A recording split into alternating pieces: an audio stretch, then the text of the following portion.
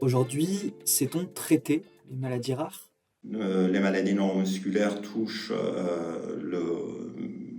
la globalité du système nerveux périphérique, allant des cellules de corps antérieur jusqu'aux les muscles, en passant par le nerf. Et les pathologies touchent à chacun de ces stades. Il y a encore 20 ans, le diagnostic d'une maladie neuromusculaire sonnait souvent comme une sentence.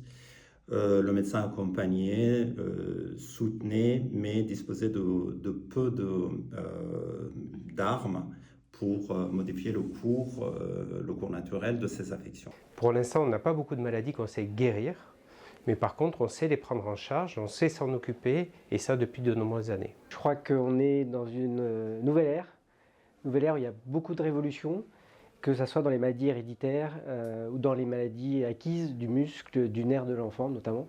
On a fait des progrès récents ces dernières années qui permettent d'apporter des nouveaux traitements. Ces nouveaux traitements donnent beaucoup d'espoir, ils permettent de stabiliser des maladies.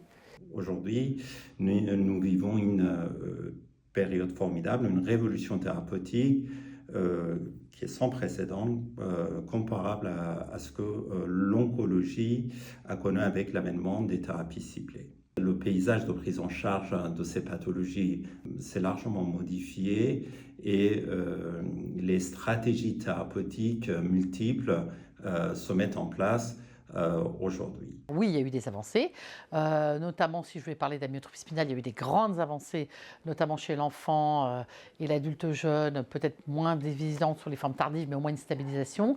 Donc on sait traiter l'amyotrophie spinale, c'est quand même une grande avancée, la maladie de Pompe, toutes les maladies inflammatoires du muscle, évidemment, depuis longtemps, mais avec des améliorations de traitement